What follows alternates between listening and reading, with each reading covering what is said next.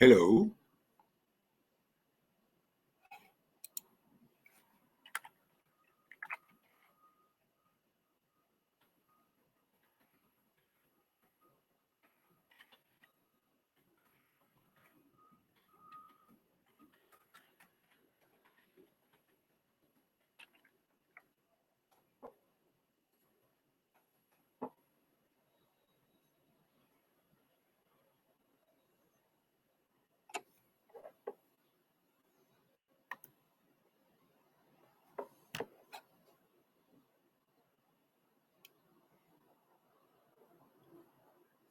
Hello, do you hear me?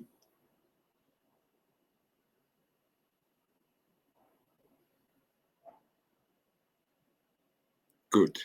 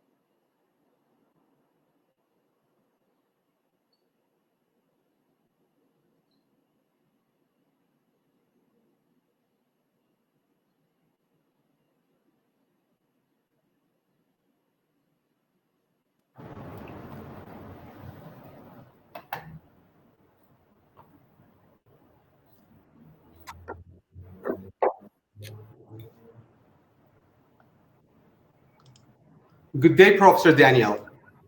Hello, Muhamed. Sorry, I couldn't enter the other room. Yeah, we were waiting for you there. So actually, you didn't come till we came here.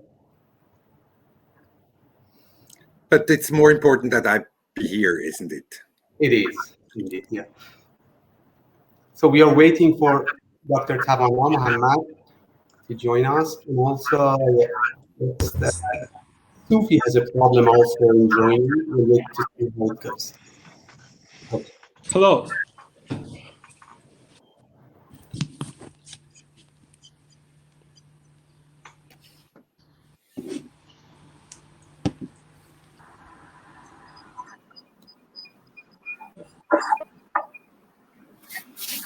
Okay.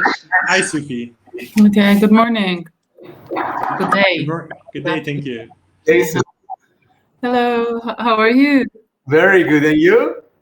Very good to see you after years. Same here. 3 years or 4 years, I guess. I believe it was about 4 years ago, probably. Yeah. Much progress has been made. Since then, I can see. Yeah.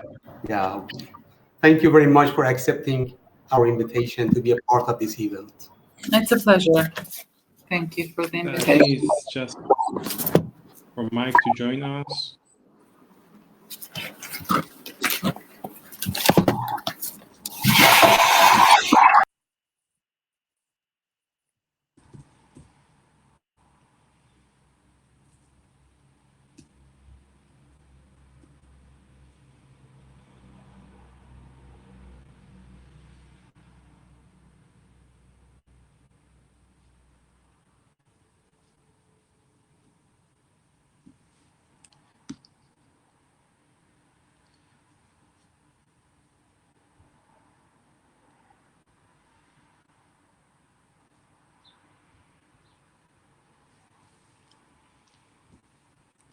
So maybe I should resend the link for this session to Mike again.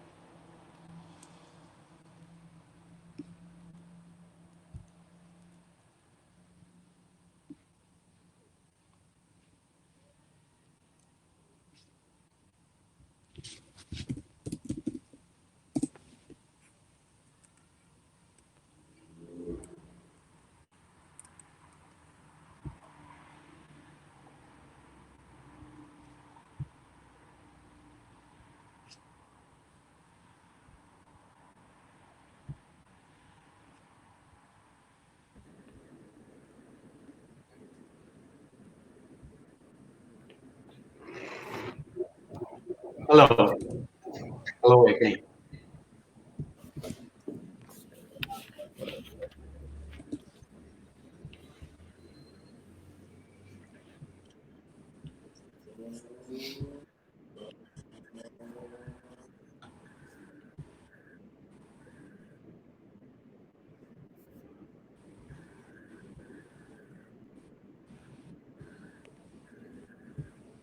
Great. So it seems that we have the full house.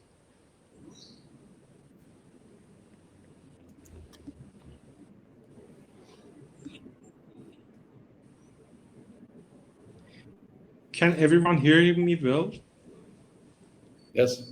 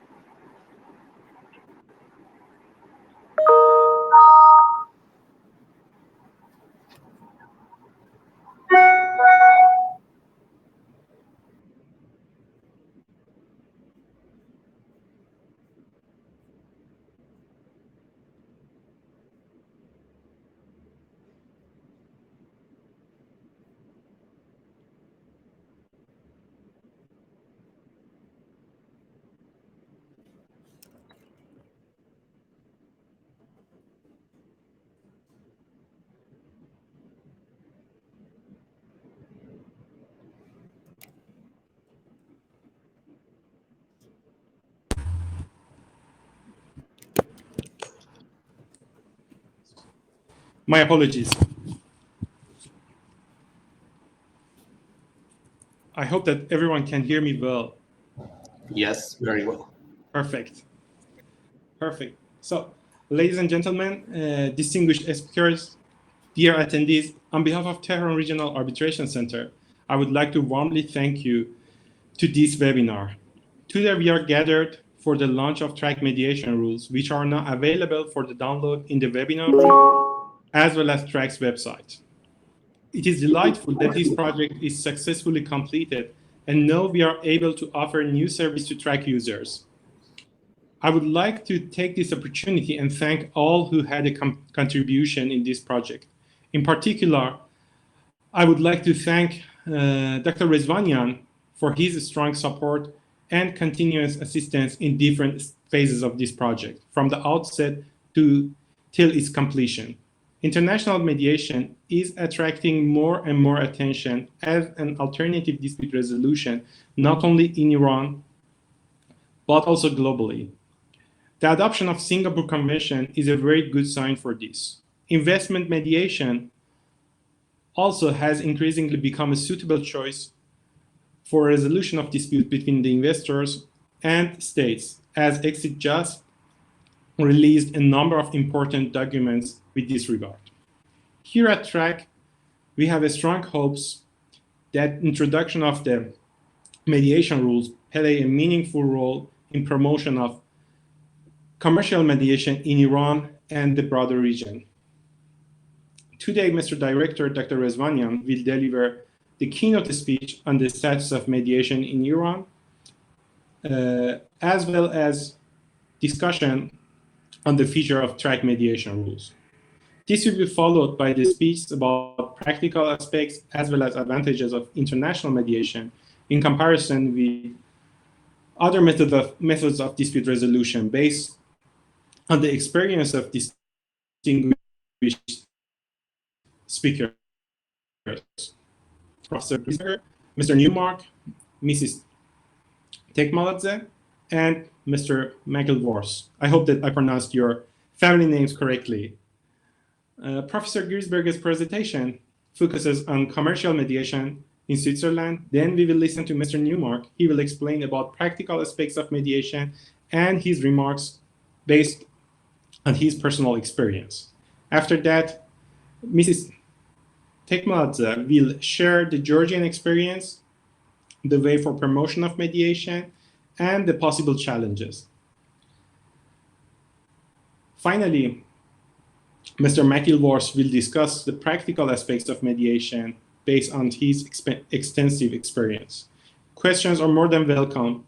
Please kindly write your questions in the chat box, which will be answered after the last presentation. With this brief introduction, please, Dr. Rezvanian.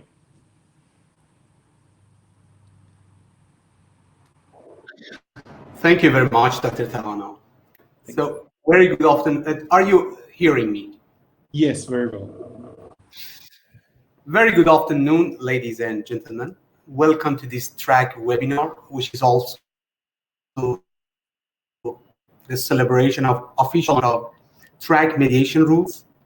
I also thank our distinguished speakers who kindly accepted to be a part of today's webinar. 2 months ago, in another TRAC webinar, also on the subject matter of mediation, I explained that mediation is not a new concept, neither in Iranian culture, nor within Iran's legal framework.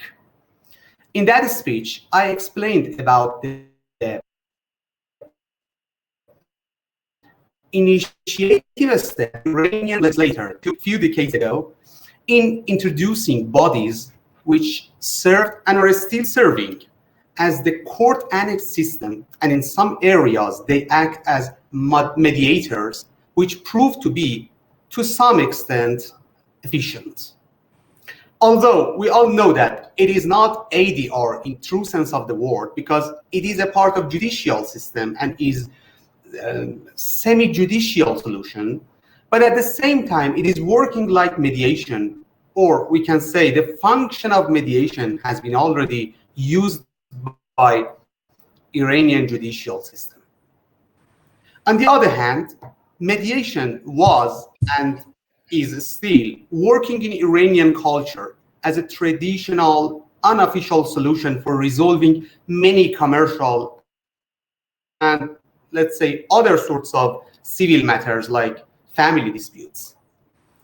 If you go to small towns and tribes and villages, it's working even better because many of the disputed issues there are being regularly resolved internally and by intervention of an older or more experienced person of the family or the tribe. So what was actually missing here was an institutional basis and framework for conduct of mediation and developing these traditional cultural experimental activities to real professional and structured solutions. That is what TRAC is now doing by launching mediation rules, and that is the basis that TRAC is attempting to provide. One of my colleagues and friends, who is also, I guess, present now in this webinar, asked me a few days ago about the timing of this launch. He asked, why now? TRAC started its activities in 2005, like 16 years ago. But what happened special now that TRAC took this step at this moment?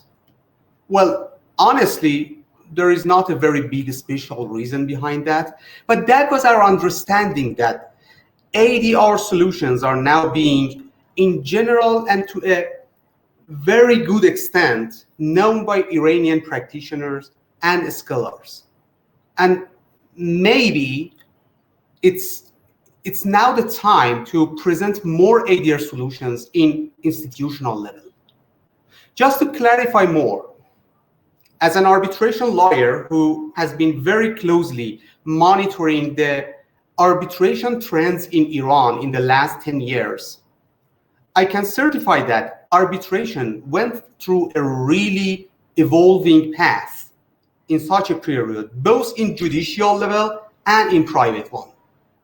That is, if we compare arbitration in Iran with like 10 years ago, it is vivid that in one hand, the Iranian courts have become very learned and educated about arbitration.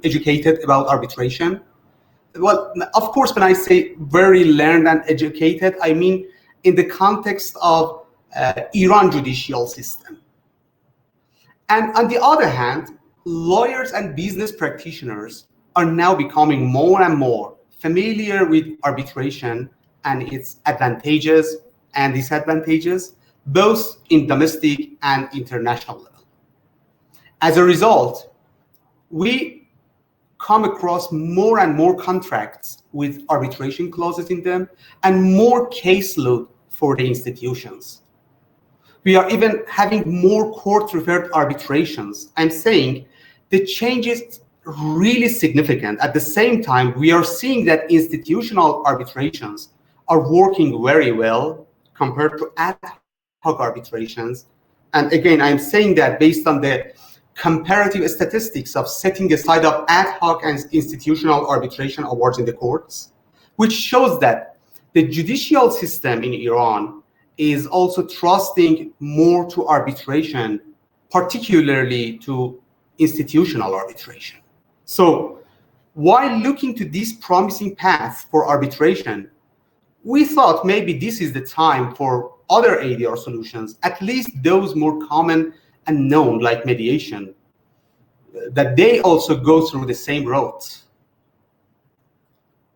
However, well, we should be fairly realistic. I'm not expecting that from tomorrow morning, which is July 15, the day of effectiveness of TRAC mediation rules, we start filing mediation cases in TRAC. I'm not expecting that. But I see that in a reasonable and fair period of time, institutional mediation acquires a good share of Iran dispute resolution market, as arbitration did in the last years.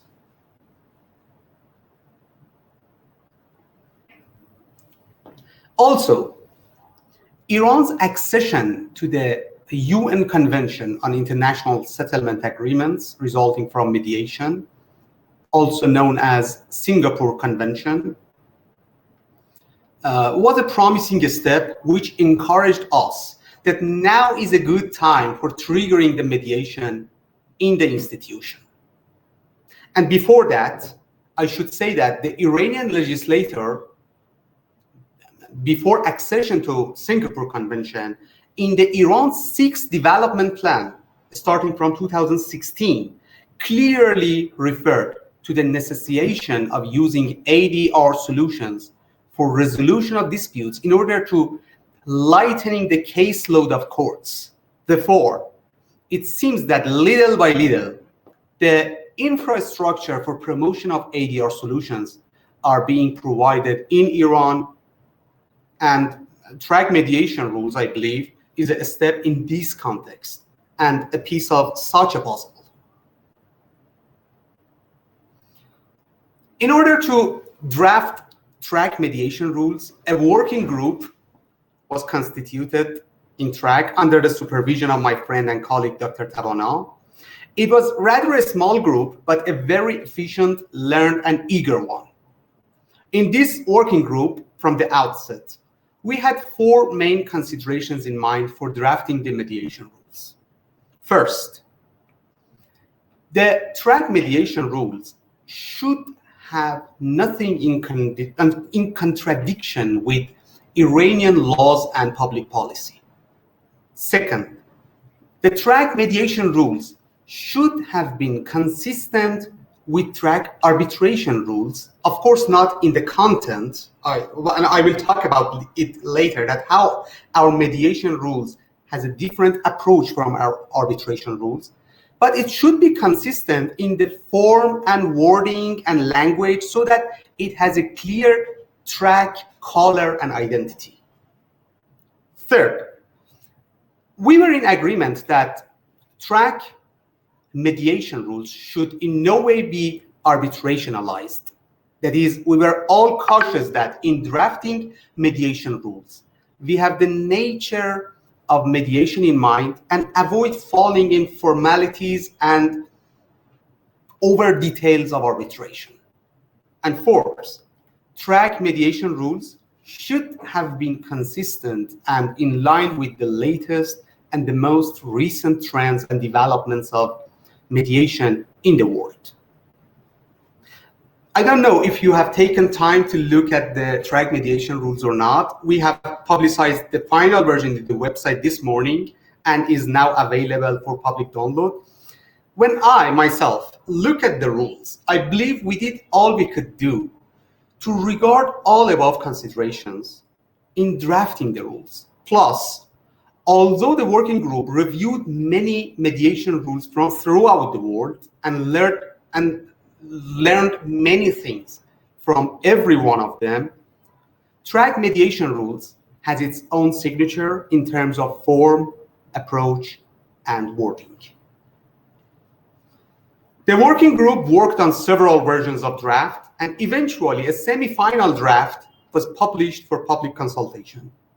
And let me tell you something. For me, who was involved in both drafting the TRAC arbitration rules 2018 and now mediation rules, it was really surprising that we received much more comments and we had much more participation on mediation rules than what we had in 2018 for arbitration rules. That was something that we did not expect.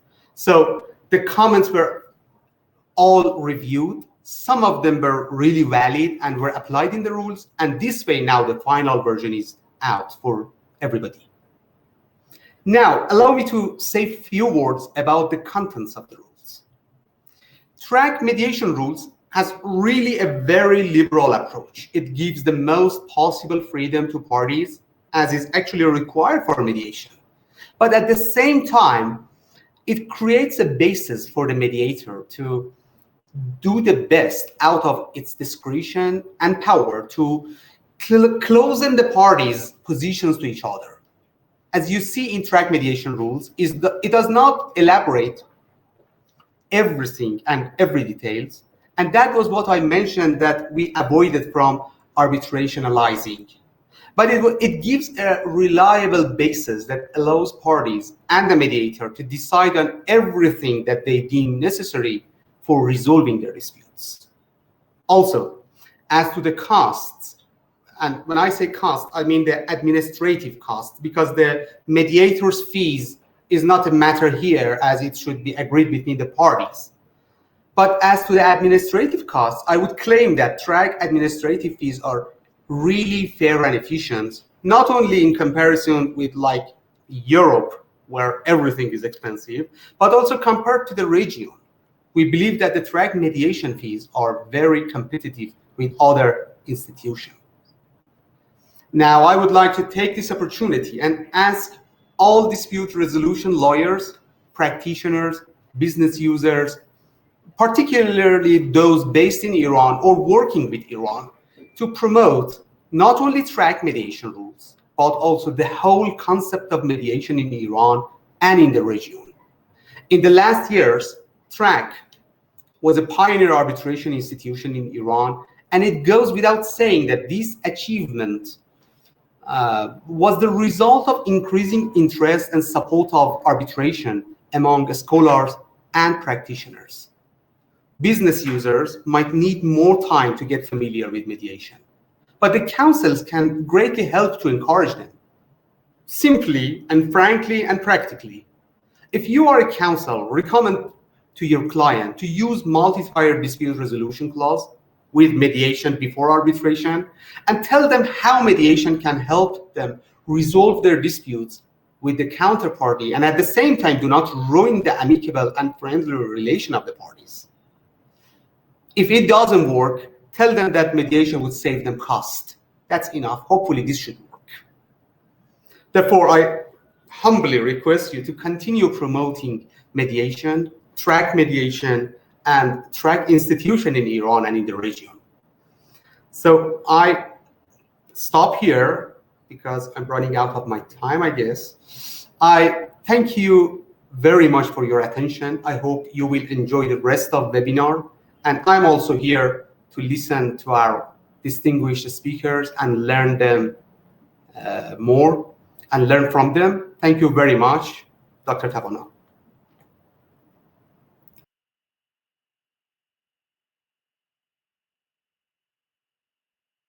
No voice, Dr. Tavana, no voice. I'm sorry. Thank you very much, Dr. Rezvania. I'm sure the rest also enjoyed your insightful speech. Now we will listen to Professor Grisberger. His presentation is focused on commercial mediation in Switzerland and probably the ways that we could promote commercial mediation in Iran. Professor Daniel Grisberger is a founding member of the Faculty of Law of the University of Lucerne, and he is professor for Swiss and international private business and procedural law, as well as comparative law. He's also a counsel at Wenger and Weil Ltd, which is a major Zurich-based law firm. Professor Grisberger, please.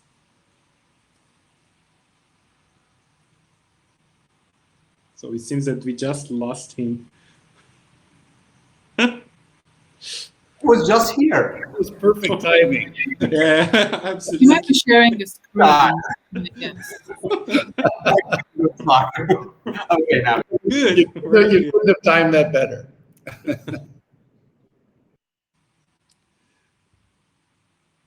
I think your microphone is off. Here I am again. Good afternoon, evening, and good morning to some of you. Thank you very much for the kind introduction. I'm very honored to speak in this interesting seminar or webinar. I was going to share my slides with you, and I'm not sure, Dr. Muhamed, whether you could. Yes, exactly. That are my slides. You see from the first slide here that I'm a professor at Lucerne, university established only 20 years ago. I was part of the founding team, and one of our specialties is dispute resolution, and I'm in charge, among others, for arbitration and ADR.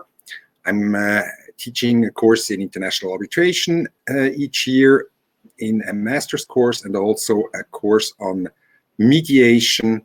I've been doing so for a few years now, and I see the differences and the commonalities firsthand in the reactions of my students.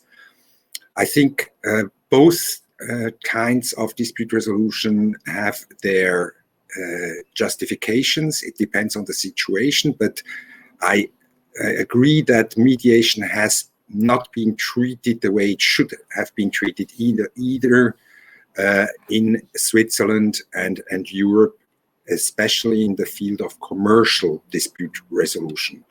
I'm giving you an example of one of the rare commercial mediations that I experienced myself as a mediator. Next slide, please.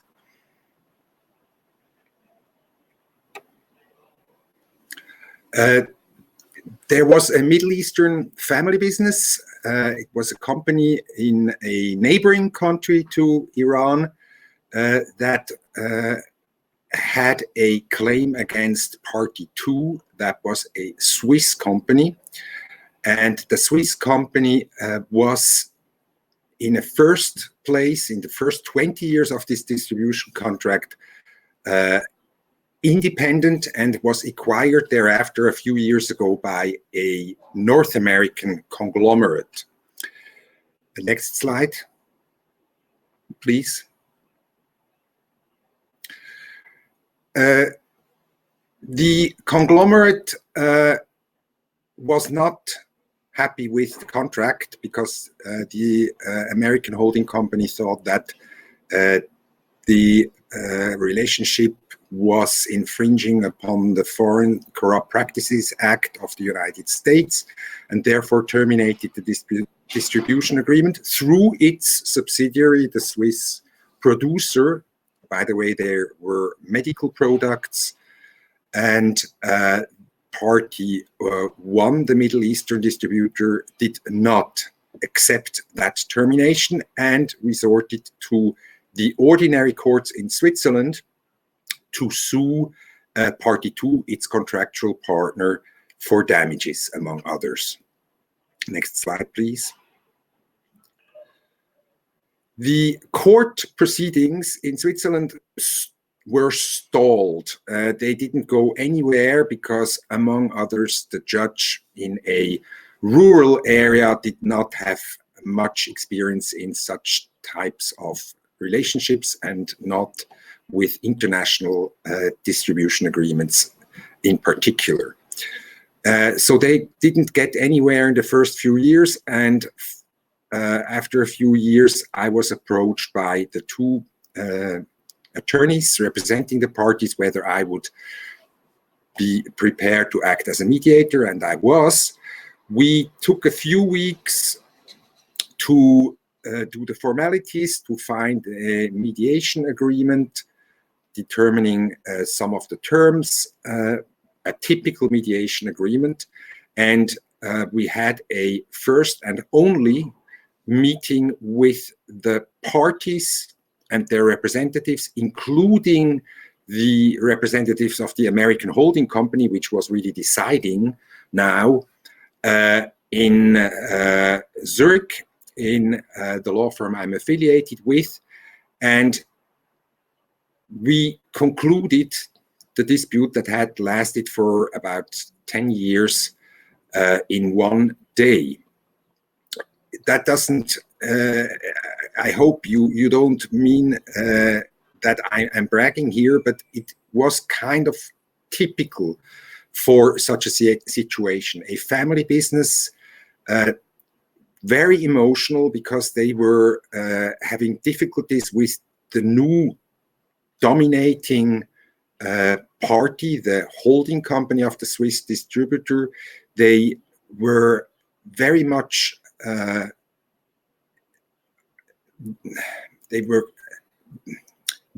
injured by the acts of the American company, and that was the main problem why they didn't find a solution in the courts or before going to the Swiss court. And I think that's a typical example for where mediation works, where there are emotions involved, and there is rarely a case where no emotions are involved. And if the mediator is in a position to find out about these emotions and knows a little bit the techniques of getting them on the table, I think that's where mediation has huge advantages over other types of dispute resolution. That's one thing. And the other thing was mentioned, of course, by Mr. Hossainpour, Dr. Hossainpour, that it's just more efficient very often and very much less costly.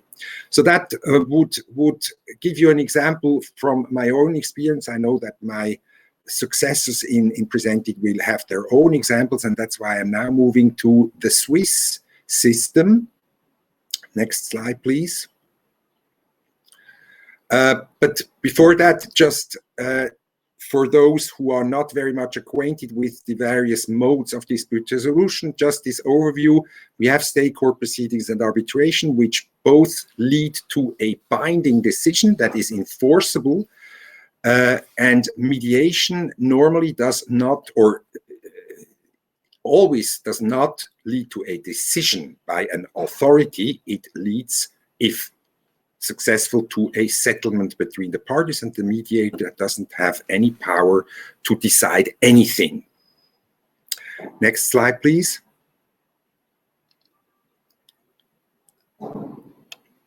What seems important to me, in addition, is that regulation is very dense, very intense with regard to court litigation. We have the many codes of civil procedure, many rules there, very strict and not very flexible rules. Arbitration is already a little bit less regulated, but has the tendency, and had the tendency in the past few years and decades, to be more heavily regulated, which I think is a disadvantage, because it has the tendency to lose one of its attractive characteristics, namely that it's a flexible system that parties can profit from. And mediation is even less regulated. For example, in Switzerland, you find very, very few rules regulating mediation, because it's nothing else than an assisted negotiation with certain soft rules involved, sometimes also hard rules when it comes, for example, to confidentiality vis-a-vis court proceedings and the like, but very, very few rules regulate mediation as opposed to negotiation, which has no rules at all normally. I think we should keep that in mind also when thinking about the commonalities and the differences between these various types of dispute resolution. Next slide, please. To show how important mediation and arbitration are in international conflicts, I am always showing this slide, which is a result of a survey undertaken by Queen Mary School of Law in London, together with White & Case, a large business law firm. And it shows that 49% of all those surveyed answered that they preferred international arbitration together with ADR, meaning so-called multi-tiered, based on so-called multi-tiered clauses, be it an arbitration clause combined with mediation or with negotiation. And the same is true for international arbitration alone. We have about the same number of cases in this survey of arbitration alone, and only a very minor minority preferred cross-border litigation.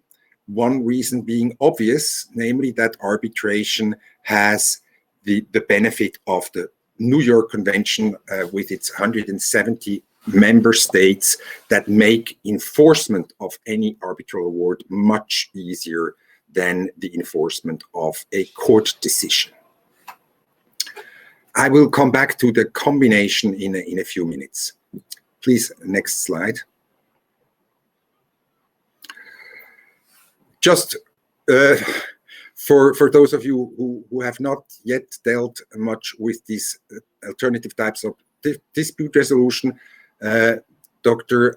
Hossein-Pour has already alluded to the fact that there is institutional arbitration, for example, TRAC arbitration, but there is also institutional mediation, and TRAC combines the two types of institutional dispute resolution mechanisms, as do nowadays very many other institutions worldwide, as opposed to ad hoc, where you don't have the supervision and administration of an institution involved.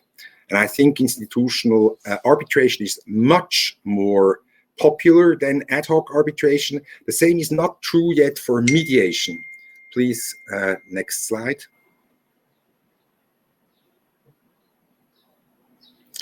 Here are a few examples for institutional rules issued by well-known institutions worldwide. Of course, the ICC with its arbitration and mediation rules.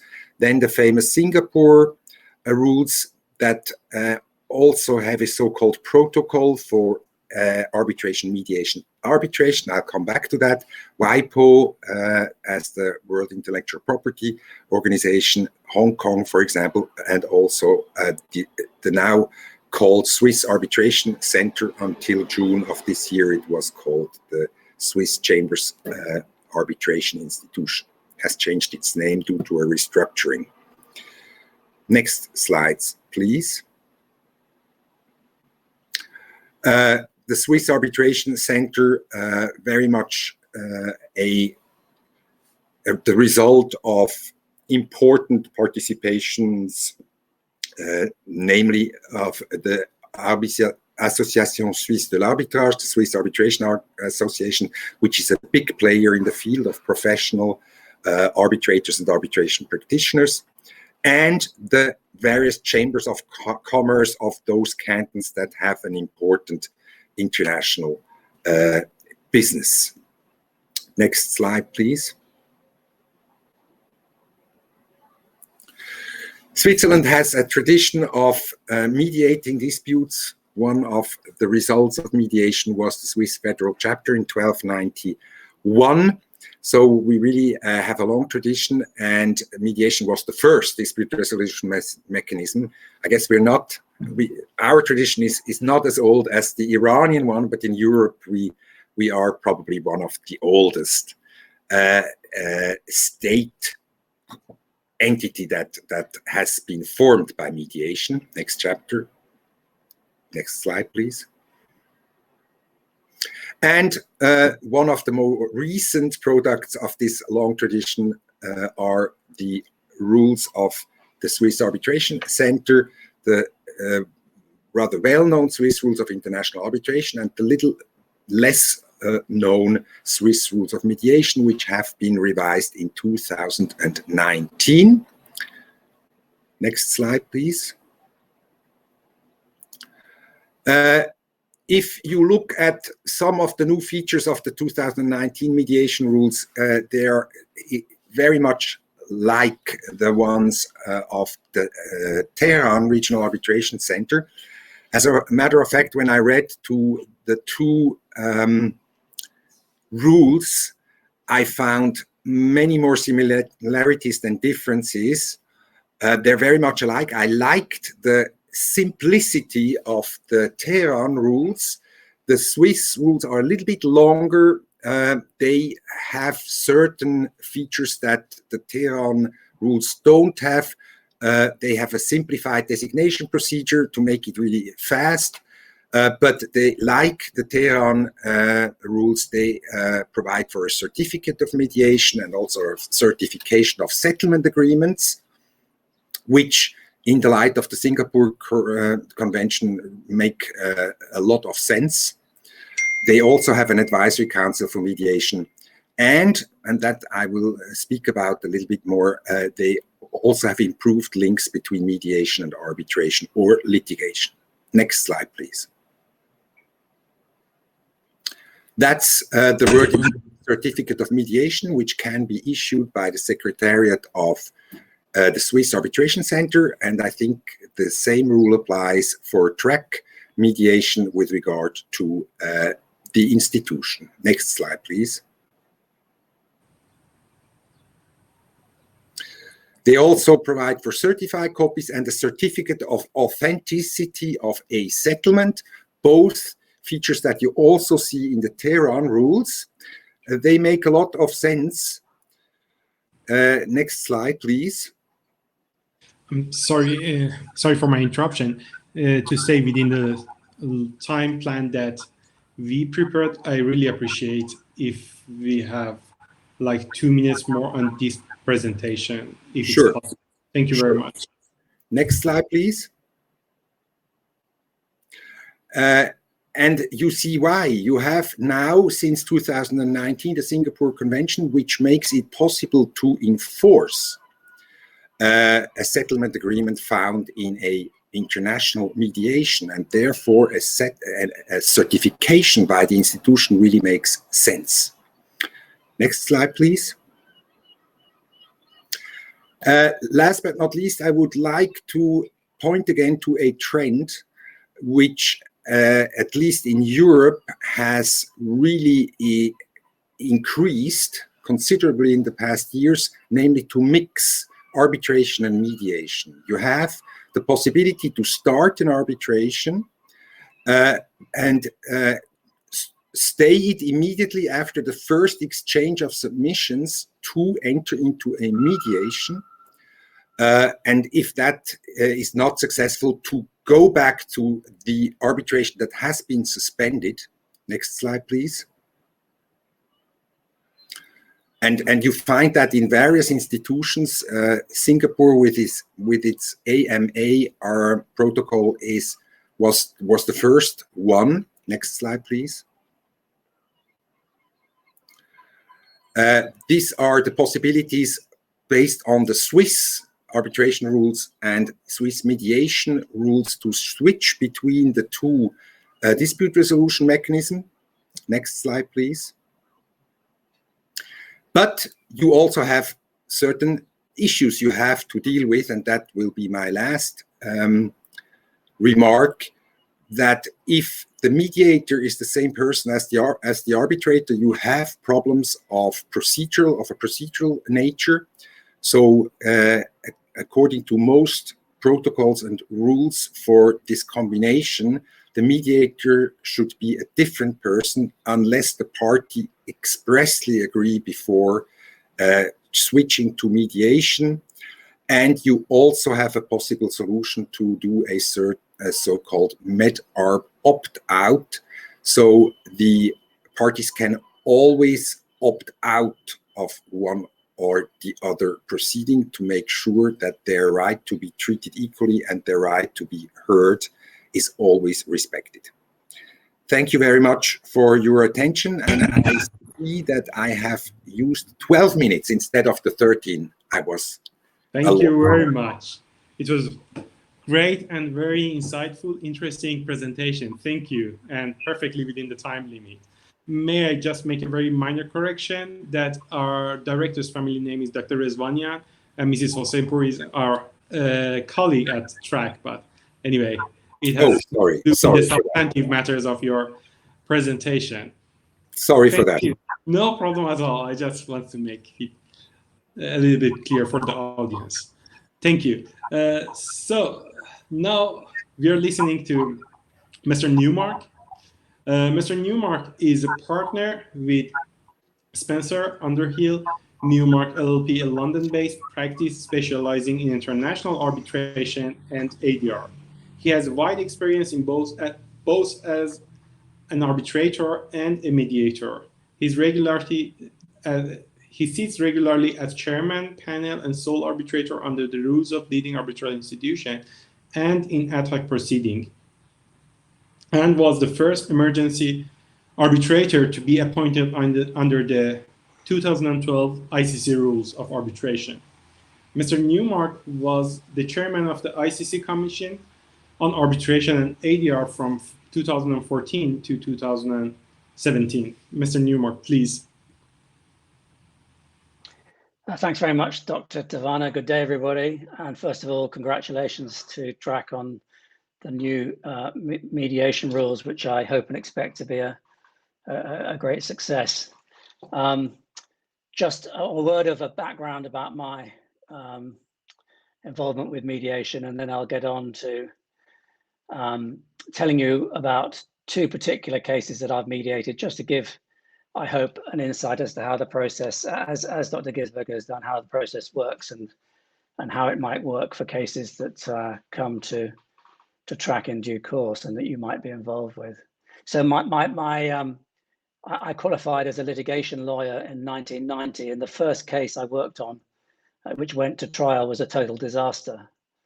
The witnesses came across badly, our barrister underperformed, the judge didn't understand the case, and then was too slow in producing his judgment. So every litigation risk you can imagine emerged in that case. And I was left rather disheartened as a newly qualified litigator, thinking surely our clients deserve something better than this. Shortly after that, we had somebody come into our law firm and present about mediation, which was then very new in the United Kingdom. I'm based in London. And I then spent some time working in the United States in a much more developed ADR culture. And by the time I came back to the UK, I was determined to make mediation part of my practice.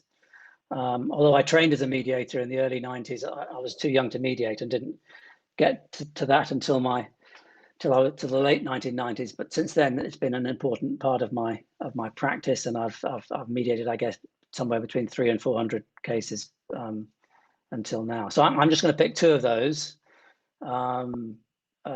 just to give examples of how mediation can work in practice, and how a mediator's involvement in a negotiation might help make a settlement possible, which might otherwise have not come about.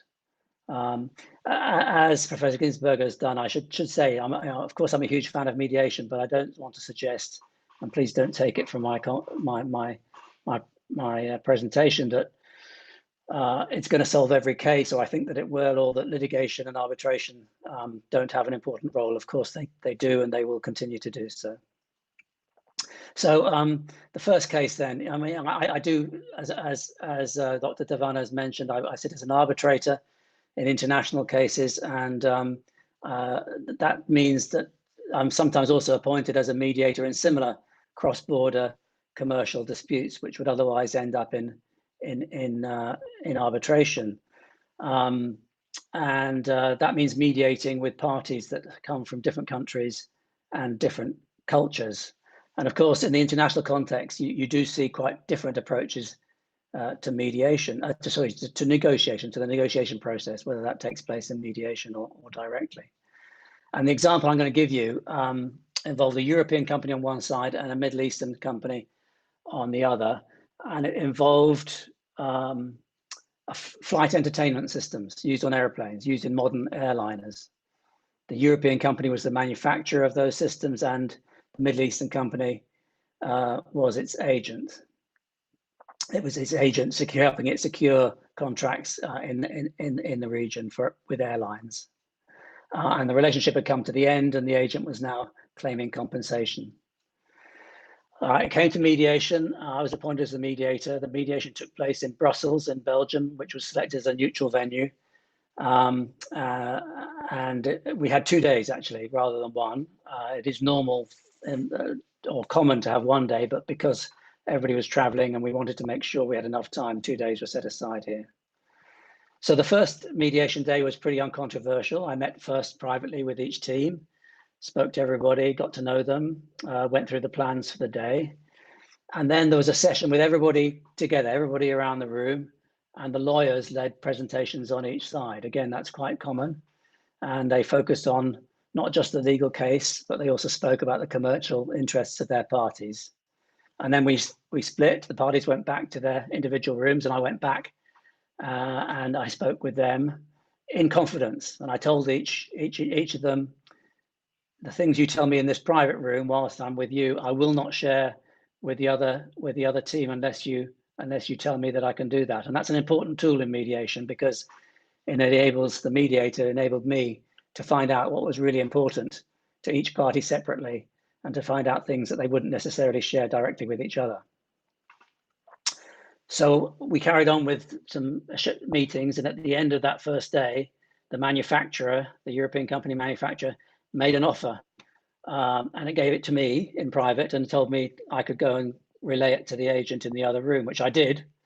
And unfortunately, their reaction to that offer, as I sort of expected, was not that positive. They were in fact dismayed by the low level, or as they perceived it, low level of the offer. But we'd reached the end of the day, so I asked the agent to consider the position further overnight and perhaps come back with a counter offer in the morning. I should mention about the legal representation. The agent was represented by a lawyer from the same Middle Eastern country, but somebody with both local and international experience. and the manufacturer was represented by a large European law firm. So at the start of the second day, we got back, and I came to the offices, and the agent's owner was standing there having a cigarette, and he was clearly agitated. And I got the impression he really didn't want to re-engage in the process at all, which was worrying. I went inside, I met the lawyer, and the lawyer told me his client hadn't slept, wasn't thinking rationally, didn't want to carry on. But what I could do was work just with the lawyer. Better not involve the agent, the client, because he'd just get too angry and be unhelpful for the process.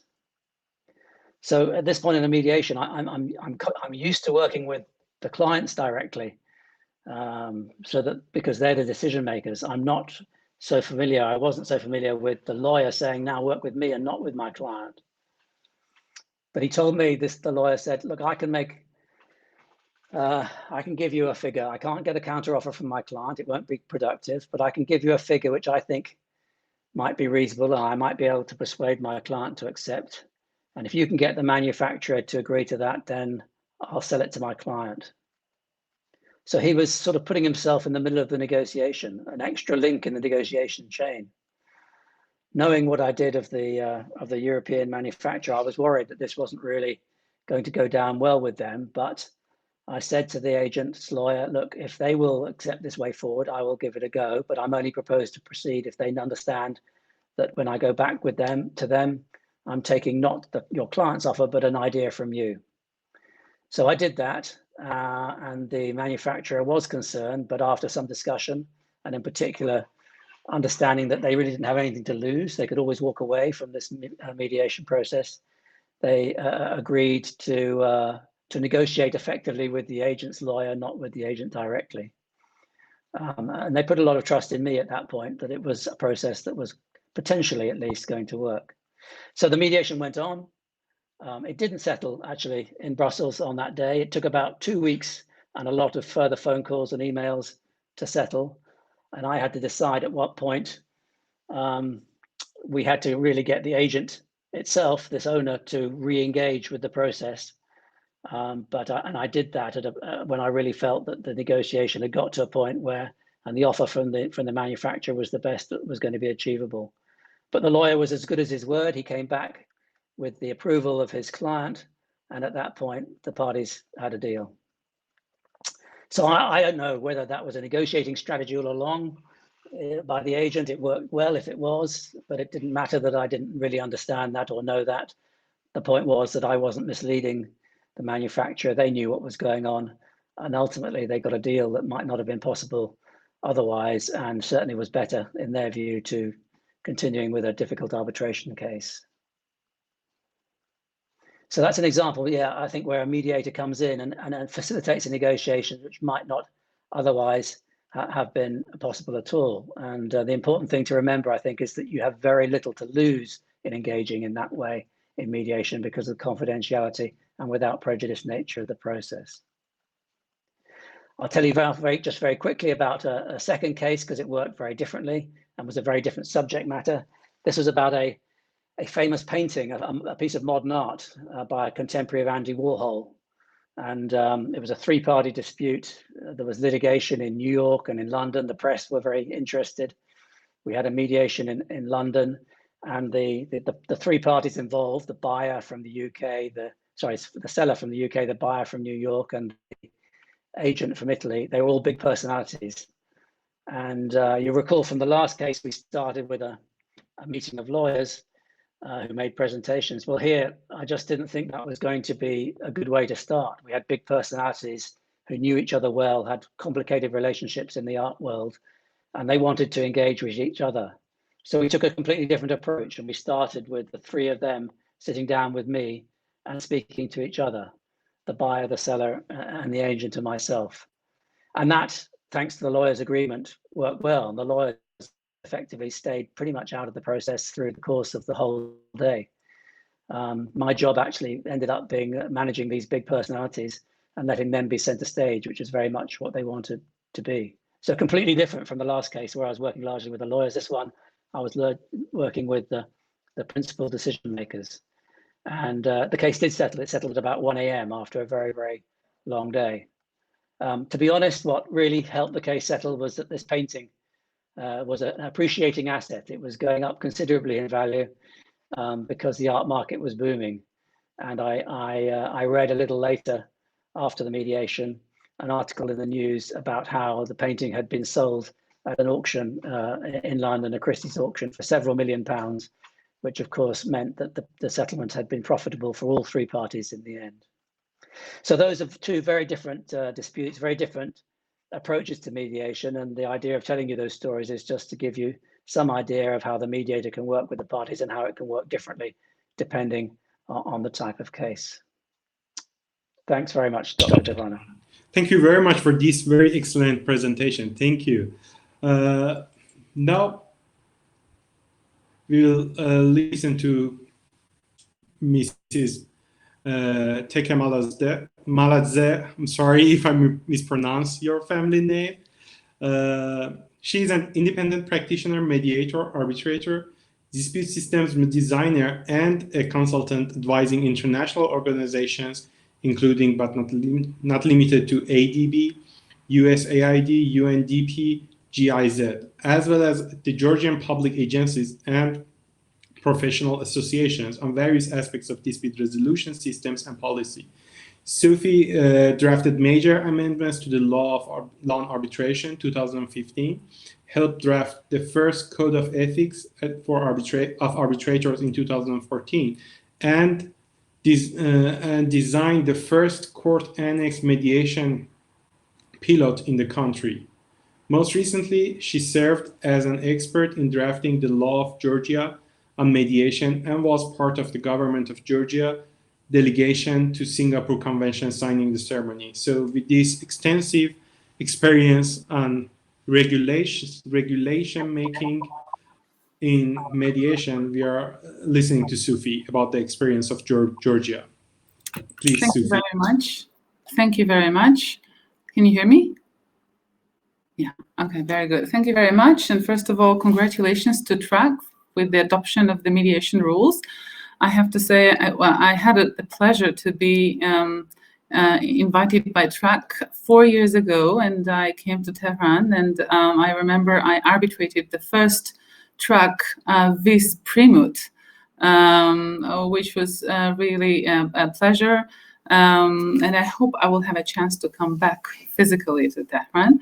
But I'm happy to be here virtually on this occasion, and to share some of the experiences which, from the way that Georgia has gone so far. I would like to start with something that Mr. Newmark has mentioned in the beginning, that indeed, as much as I'm passionate about mediation, obviously there is room for courts and for arbitration as well. The way in which, and if you could put up my slide, Mr. Tavana, that would be helpful. Yeah, the courts should be the alternative. This phrase was said by our Minister of Justice when we were discussing, we were still deliberating on the law on mediation, and I liked it. Although, obviously, courts are the primary kind of recourse of access to justice and the guarantee for access to justice, but in the way in which I believe court should be an alternative, even arbitration should be an alternative, is that they should not be the first course recourse. They should not be the first stop on the way to resolving a dispute. And I think there is much more room for processes oriented towards cooperation, towards interest-based negotiation, and find problem-solving processes rather than adversarial processes. So this is what I personally, my take on mediation, that it should be, in many cases, it should be the first, if not in most cases, it should be the first stop when we are dealing with the dispute. Now, something that Mr. Rezvarian mentioned was why now the mediation rules. No, the second slide is okay, thank you. And I heard that the mediation rules were adopted, were preceded by the action plan, by the need to relieve the courts from the caseload, the Singapore Convention, all of that contributed to adoption of the mediation rules. I also believe that in this pandemic and post-pandemic era, there is even a bigger role that mediation can play, particularly in resolution, and I would say not resolution, as it is traditionally mediation is taken as a process for resolution of disputes. I believe there is a room for mediation to be the process for prevention or management, early prevention and management of disputes, and particularly in my view, in my experience, that is needed given the pandemic and post-pandemic situation. Why? Because pandemic has created the COVID. It has created a common problem for everyone. The contracts are being, breached. The problems are emerging. Not because of the parties breach, but because there is that's a reality, and because it's a hardship. It's a hardship for everyone, and so it's a good time for parties to utilize processes that are oriented towards problem solving, adaptation to new reality, rather than engaging in adversarial processes which will not only not solve the problem, but will significantly damage their relationship and the potential of cooperation. So an example I presently have a case. It's a case as a mediator where it's about the lease of a commercial property, and the tenant and the company who is the leasee a year ago approached the owner with a request to decrease the rent. And they had negotiations. There were some offers made. They did not agree. And then what happened is that the tenant actually stopped to pay at all. And only now, when they tried to commence litigation, actually, one of the lawyers, actually both of the lawyers from both parties, come with the experience of mediation. They are actually mediators themselves. So they decided, the litigator lawyers decided to bring parties to mediation. And now the process is ongoing. My point is that I believe there's a wider room to engage neutrals, facilitators, and mediators at an earlier stage when there is no dispute, but there is a problem. And you can anticipate that there will be a dispute if the problem will not be solved. So it is much easier, I believe, it would have been much easier for them to engage a neutral at an earlier stage where they were still negotiating and the dispute was not escalated. Of course, there's always better late than never, but I just wanted to make this point about the role of mediation for prevention and early management of disputes.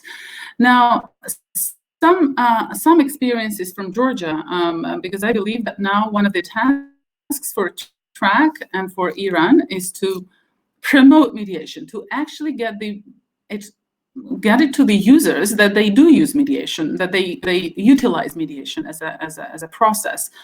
And if we could have the next slide, please. I will share some of the challenges that we Georgian mediators, lawyers, promoters of mediation have faced in this respect, and some of the interventions that, in my experience, have worked and could be interesting for Iran as well. So obviously, awareness is a process, because those who do not know what it is, what mediation is, they will be hesitant to come to the process, which is unfamiliar for them. So promotion in general, information raising, talking to businesses, maybe by that's important. So law awareness is a challenge. Another challenge, which would not be new to anyone, I believe, is the lawyers who may be hesitant to advise the parties to try mediation for a number of reasons. It might be unawareness, it might be unwillingness to engage in mediation. Another challenge, another typical, very often I've heard, both from lawyers, by the way, and from managers, is that we can do it ourselves. We know how to negotiate, and particularly from lawyers, like we know how to negotiate. That's something that we hear a lot. And another thing which in my practice has come, which is tied to this one, to the one that we know how to negotiate, it's also, why do we need to bring an external person, like a new person, talking to them about details of our business? It's like there is some hesitation about that as well in my practice. And the feeling, my feeling is that it's they are taking it as something that they need, as if they need help. Well, they do need help actually, but that's the problem, I guess, that they feel like they will be asking for help, and that's not needed, or they don't want to do it. Very often it's like, why should I propose mediation? And if I do propose mediation, how will it be perceived? How will it be interpreted if I propose mediation? Won't that be taken as if I'm afraid to litigate, as if I don't have a good case? So that's a perception that may come on the way. And something that particularly in my experience has been the case, particularly with state-owned enterprises and government institutions, is the unwillingness to take responsibility. As was mentioned before, mediation is a process driven by the parties, and mediation is a process where parties make decisions and they need to own those decisions. And when we're dealing with public officials, the decision, well, in general, the decision always comes with responsibility, but that might become a problem when we are dealing with public officials for whom, personally and position-wise, it might be easier to say, I better have a judge tell me what to do. That's kind of an objective, safe document for me to refer to when somebody audits or somebody asks me, why did you do it? A judge told me to do it. Rather than for me to take responsibility, then I would have to justify, why did I agree on this term? So, these are some of the barriers and approaches that I have encountered in these several years that we're trying to promote mediation and attract parties to mediation. Now, what has worked in my practice and what has brought people and companies to mediation is lawyers. So, and when I mean private mediation, I mean out-of-court mediation, okay? Because within the court annex, no, still the previous slide, please. Yeah, thank you. And within the court annex system, it's the judges who refer. But in the private mediation, the lawyers who have been trained as mediators, who know the value of mediation, some, not all of them obviously, but many of them have become passionate about this process. They understand the value of the process, and particularly if they are, if they have enough cases, they understand that the sooner they get rid of the case, they will have more time for other cases. And it's not that, so they are the ones who refer parties to mediation. Another thing is to also train lawyers how to negotiate with clients their fees, so that even settlement is okay. I mean, compared to the time that they have spent. So that's something that I think would help. We have had often, particularly both within court and out of court system, that representatives who have tried mediation, they come back. So lawyers who have tried mediation, they know how it works, they come back. So the approach, focused meetings with businesses, sectors with in-house counsel is what works, because in-house counsel have a closer, better tools also to put multi-tier or mediation clauses in their contracts when they negotiate the contracts. and so that they are well placed to practice and to refer, to get their companies into mediation. Success stories. I often feel like when at some point as a mediator, when we were promoting and talking to businesses, I felt like I'm selling a product, and I'm saying, hey, this is a good product. Like, why don't you try? But I think what works best is if businesses talk to businesses. So success stories. So I think businesses trust if they hear other businesses that was a good practice, that they found the process valuable. We will trust them. My apologies, Sufi, but if we could have your presentation be done in 2 minutes, then we could stay within the time. Absolutely. We promise to our attendees. Thank you very much. Certainly, yes. So success stories.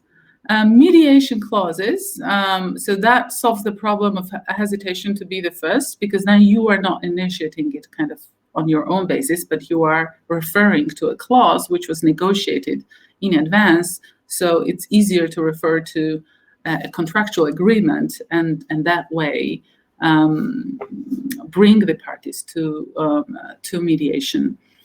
And I think the biggest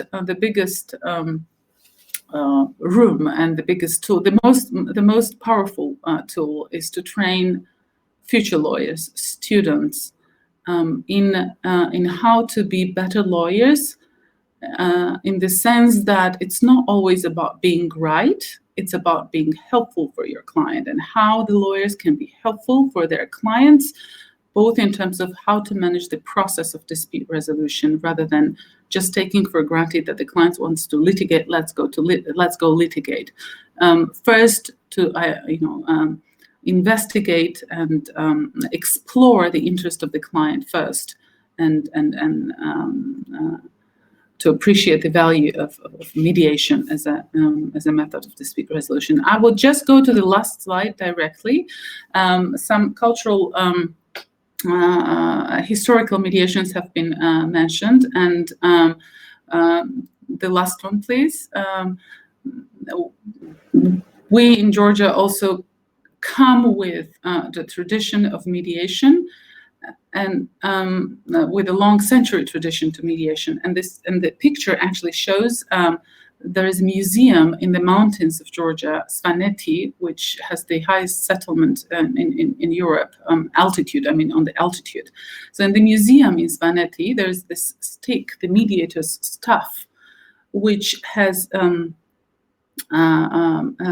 eaches, or which has where the mediator would make slices, or how to say it in English, I don't know, for each settled case.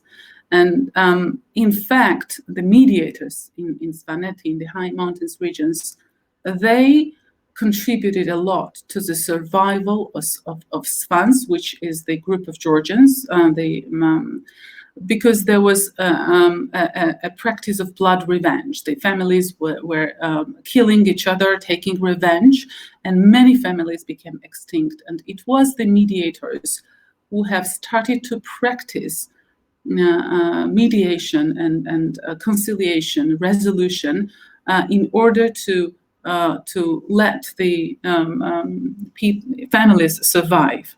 And I believe that today's world also needs to survive the many challenges it faces, and mediation has a big role to play. Thank you very much. Thank you very much, Sophie, for this very interesting and insightful presentation. Thank you. So now we will listen to Mr. Michael Ross.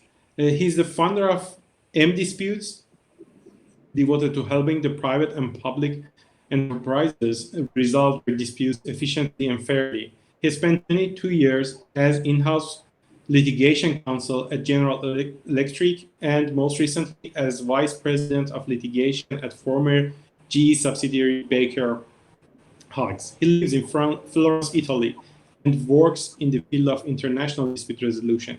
He's currently an adjunct professor at Bocconi School of Law in Milan, the chair of ICC's governing body for dispute resolution services, a member of the Officers Committee of Mediation Committee of the International Bar Association and a member of the organizing committee of the Florence International Dispute Resolution Academy. Mr. McElworth, we are listening. And you have, I know I sent my charts, so thank you. You do have them. So first of all, thank you for inviting me here today. And I think there's a bit of an anecdote or a story that I can tell that would be supportive of mediation in a very tangible way, which is because of my internet problem, I had to borrow the Wi-Fi from a law firm here in Florence, where I live. And of course, I called a law firm that I, after many years, had developed a very close relationship with while working as the head of litigation for these multinationals, because they were so supportive of mediation. So I won't mention the firm. I mean, but I'm here. The artwork behind me is the law firms. But I think it's just actually an important lesson that I found that resolving problems together with the law firm really led to a much stronger relationship and a bond. And of course, when I had a need, I called them up and said, look, we have a mediation conference. Can I come into your office and borrow a conference room? They said, of course. And I think that the reason that you find that mediation leads to stronger relationships with lawyers who support commercial clients is because, clients, companies, parties, we're not really interested. And to be honest, we're not interested in going to court. We're not interested in arbitration. And to be candid, we're also not really interested in mediation. I mean, these are, businesses are in the business of doing business. We're not law firms, right? Businesses don't want a judgment. They don't want a arbitration award or even a settlement agreement. What they really want at the end of the day is outcomes. And I think that the reason that you find businesses like mediation so much is that mediation is, and I think this was actually put very well by Professor Richard Susskind, who said, if you can hear the traffic inside, who said, that mediation is one of the best current ways of resolving conflict that we have. Maybe something will come along in the future, but for now, this is one of the things that we know. So if we can go to the next page, I just wanted, what I'll do is I'll very quickly, I want to talk about a couple things. One is, can I turn the page or do you turn the page here? You do, okay. So let me introduce a bit of a cliffhanger. This is Gavin Slesser, who was an employee of one of the subsidiaries of the company that I worked for 22 years. And this is a picture of him standing outside. And then the next picture you will see, he's an employee who did a lot of work in the yards of lifting equipment. This is a letter that he sent to the CEO of my company in 2007, shortly after we bought the company, where he was injured in a terrible accident. He lost his right arm and his left leg when equipment fell on him. And at the time that we purchased the company that he was employed by in Scotland, he had already been in litigation for about 3 years, or actually maybe longer. And he didn't feel that there was an end in sight. And so he wrote a letter to our CEO saying, this is tearing me apart. I sustained a terrible injury here, and I want to get a resolution. He didn't mention court, but he said, I've been in court. I need to find a solution. I'm not going to tell you what happened. I'm going to leave this as a short cliffhanger and tell you now, if you turn to the next page, a little bit. So keep this in mind that this is what comes into the company in 2007. But I will tell you that I was aware of his case because I was the head of litigation. And I had not taken any action on his case until this letter came in. Now, if you look at the next slide, if you can, I joined the company in 1999. It was the company where I am based, or was based, is Novo Pignone in Florence, Italy, is a leading supplier of compression equipment in the oil and gas industry. When I was hired, it was shortly after the firm had been privatized.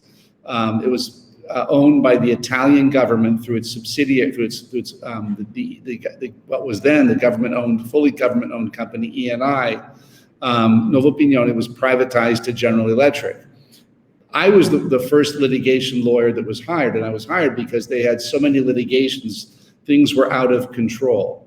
So one of the things that we began to do was to implement what we call an early dispute resolution program with a very strong emphasis on mediation.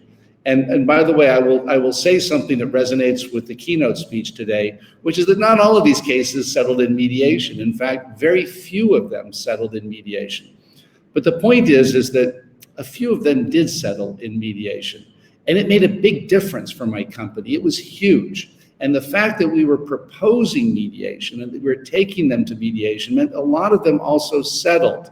So even though not all of them, or I would say very few of them, ultimately actually ended up in a commercial mediation, we found that this approach, this very pro-mediation approach, reduced substantially the number of cases that we had and had a huge impact on our costs. And not over a long period of time, over a very short period of time. If you look at where we started from 1999 with 143 pending litigations all around the world, by 2002 we were down to 25.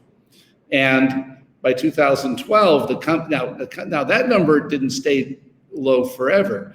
It started to go back up, but it went back up because the company was growing at an enormous rate. So by 2012, we had maybe 35 pending cases, but our revenues had exploded from 1.5 billion in 1999 to over 15 billion in 2012. So yes, there was conflict, but it was conflict that we were managing, and mediation was one of the things that really helped us to be able to manage that conflict. Now, if we can jump forward and go back to Gavin, if you go forward, I'm going to skip the charts on the Global Pound Conference, because I think that these were also, we talked about the Queen Mary survey and some of the other things. And let's get back to that picture of, if you go forward, Muhamed, a few charts. And I'll tell you what happened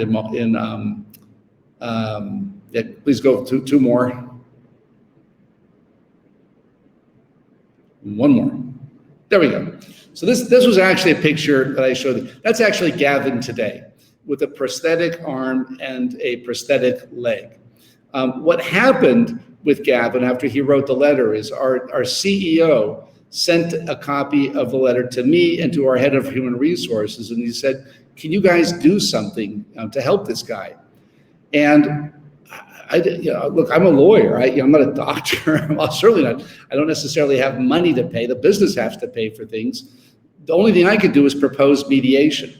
And so I called Gavin's lawyer. I called also the lawyer who was representing the company. They all said, sure, we'd be happy to have mediation. I had to explain to Gavin what mediation was. He was very much in favor of it. Long story short, within a month, this is somebody who'd been suffering terribly for years. Within a month, we were able to convene in Scotland in a mediation. We got a very good mediator who was very competent at personal injury disputes. I think this is a very good lesson, to have a mediator who actually understands the dynamics of a particular dispute. And at this mediation, Gavin got up and he gave a speech that I'll tell you is one of the most heartbreaking speeches that I've ever heard, where he read a statement that he had written about how devastating this case had been to his life, and how hearing, for example, one of the defenses that he was partially at fault, which, by the way, he wasn't at fault, but that's a defense that in most courts you have to raise possible defenses at the beginning of the case. And that hurt Gavin even more. And he was able to say these things and get these off his chest. If you turn the next page, you can see that what we ultimately did was, oh, by the way, we point out, we didn't settle at the mediation. The numbers were too far apart. We settled about 2 weeks after the mediation, when the mediator called me and he said, Mike, I have this, I have a very delicate question that I'd like to ask you. And I said, what is it? He says, well, I think we can settle the case. I think we can close the distance and the numbers. But he said, but is there any possibility of Gavin continuing to work for the company, for General Electric? And I said, are you kidding? We assumed that Gavin just wanted to cash in, get millions of pounds and walk away. That's not at all what he wanted. What we learned through the mediation process is that Gavin wanted to have a productive life, to continue working. He's still employed by the company. He's a very respected employee. He's had a terrific career. This is actually a picture of him after a race with some of his GE colleagues.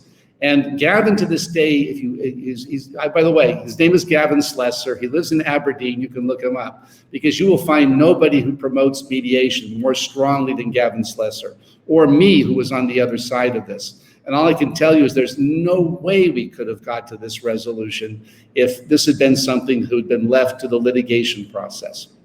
So I'll end there. Thank you very much and good luck. These are terrific rules, and it's a wonderful initiative.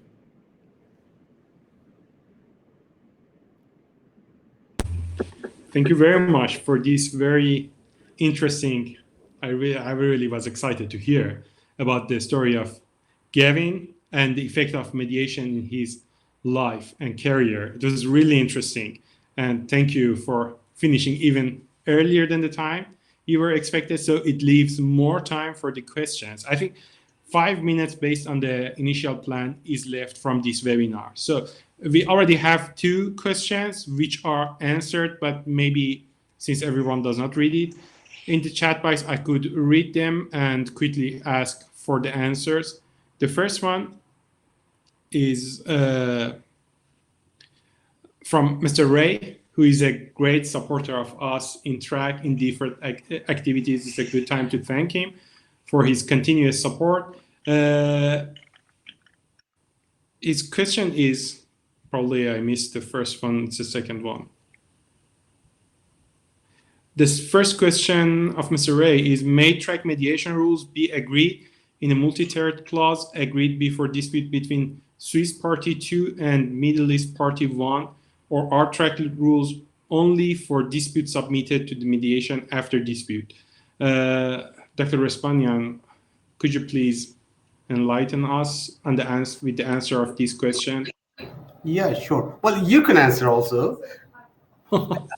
Yeah, yeah. Thank you very much for the question. I believe it is possible in either way. I mean, it can be between the Swiss party or a party from the Middle East. It can be agreed upon the arising of the dispute, or before the dispute, or in the middle of the dispute, or it can be inserted separately as a separate mediation clause, or as a part of a multi-tiered dispute resolution clause at any stage. And actually, this is a way that we are encouraging here, that, okay, if you wish to go to arbitration, just simply put a mediation clause before the arbitration. It works like a filter. If the dispute is resolved in the mediation stage, good for you. You saved money and time, and perfect. But if it doesn't work, then you have the arbitration as the last step. It always is the recourse to arbitration can help the parties and save the parties. Therefore, I believe this is the safest way for the parties. Well, okay, 1 minute. I just wanted to refer what Sufi referred to, and that is the unwillingness of some of the lawyers about the matter of mediation. And I believe that's true. Sometimes it works for different reasons. Maybe the lawyer thinks that if mediation works well, then what are they going to do? I mean, if there is no dispute, if there is no litigation, if there is no court, then what should I do as a lawyer? But I believe that if it becomes more and more that the mediation is inserted before arbitration, still there is a chance that the dispute is either resolved in mediation or it is not resolved in mediation, then it can be taken to arbitration as the last step. Thank you very much, Dr. Rezvania. The other question is asked by my good friend, Dr. Nazemi. He's asking, provided that binding agreement would be final result of a successful mediation, how can we expect its enforcement based on Singapore Convention, knowing that the most powerful industrial and economic states haven't ratified the Singapore Convention? Professor Griesberger, may I ask you, or yes, of course, we could also, after Professor Griesberger, listen to Christopher. Yes, I've answered it very shortly. I think it's absolutely correct that the Singapore Convention has been ratified only by a few states. I mean, it's only 2 years old.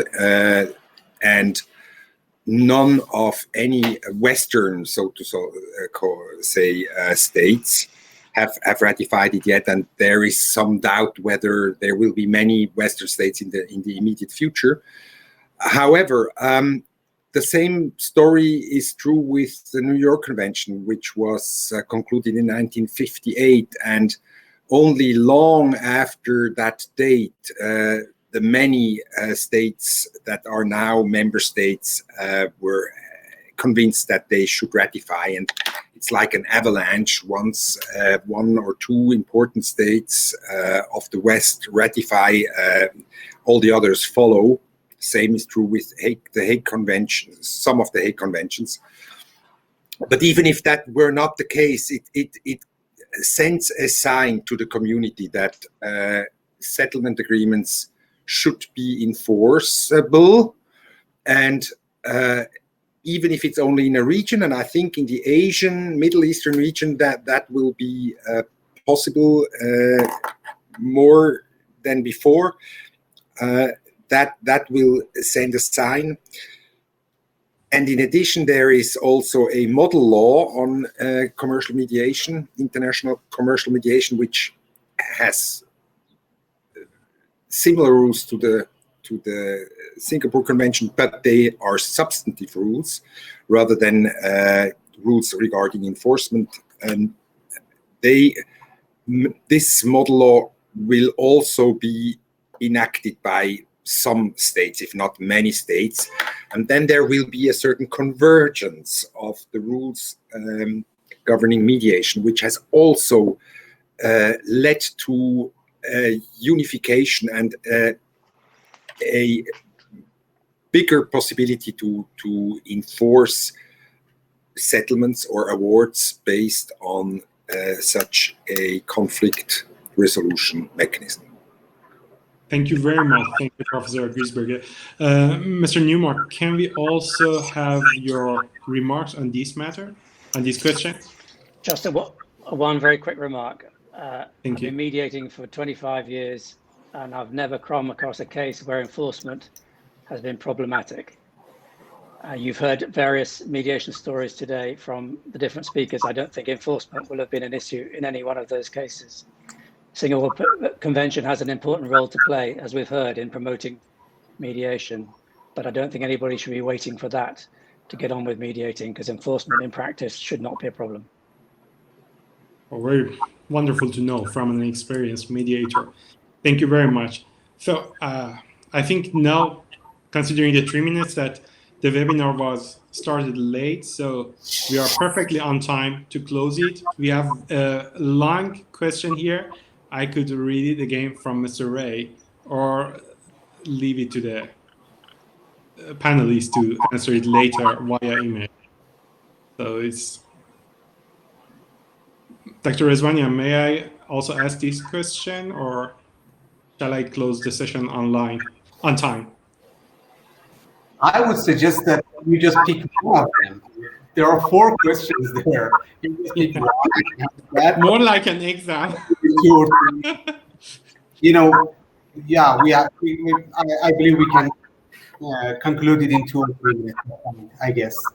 Pardon me? Yeah, I believe if you just pick one of the questions, we can finish in 2 or 3 minutes. Okay, great. So then I will ask the first one. As then Siemens in-house counsel at CPR First Business Mediation Congress in The Hague in 2004, when Chris and Mike were presenters. Very interesting. Have following questions. 1, how effective is arbitration mediation arbitration procedure mentioned by Professor Griesberger, especially after ratification of the Singapore Convention by the requisite countries? Should CEDR settlement rules be applied?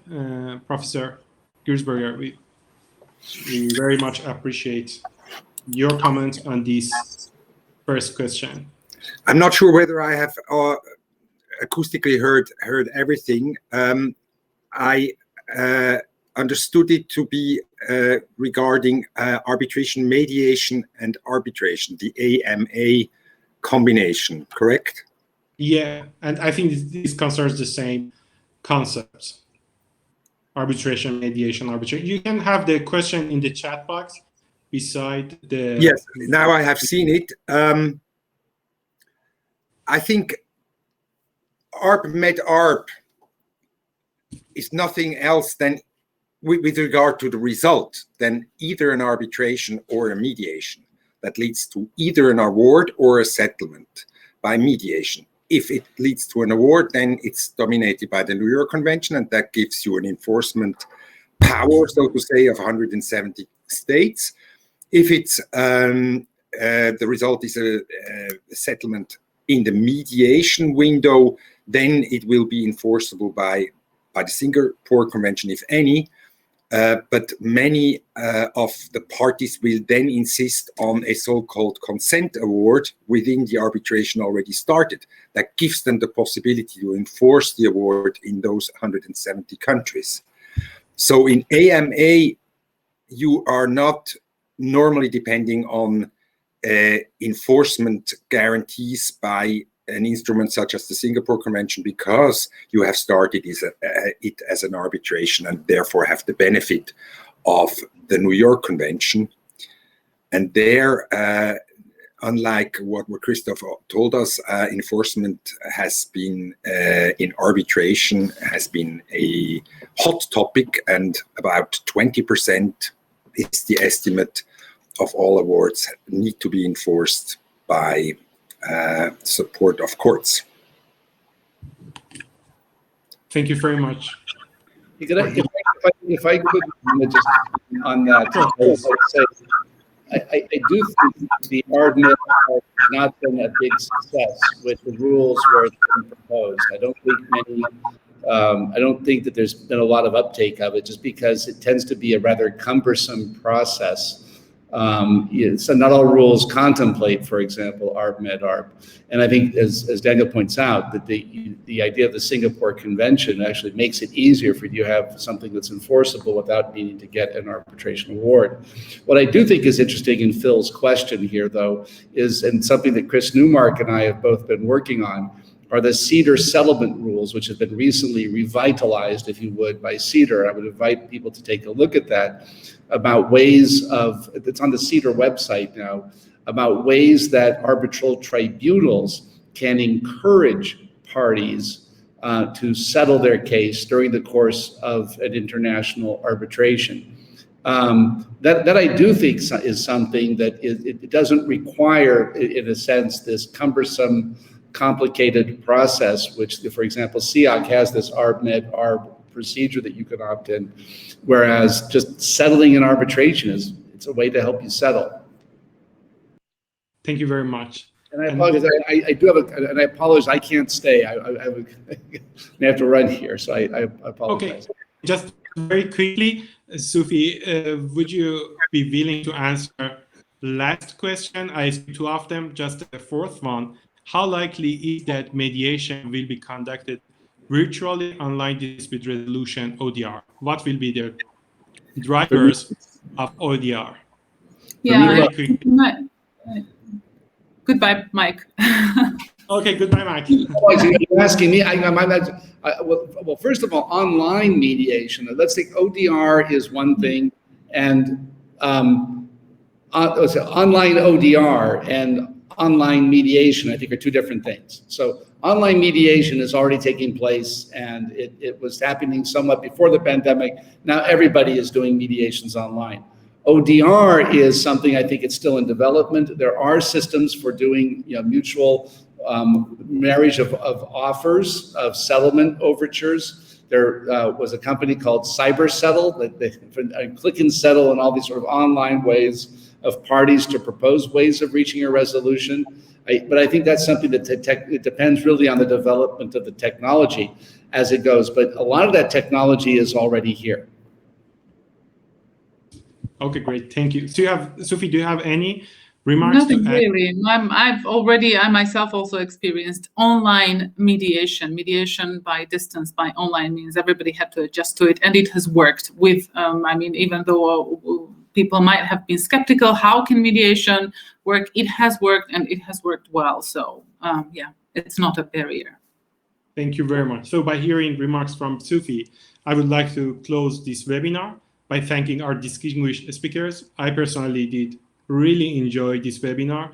Thank you very much. And also would like to thank the guests who accepted our invitation and dear attendees. Thank you and have a nice afternoon, evening. Bye-bye. Thank you, everybody. Bye-bye. Thank you. Bye-bye. Bye-bye.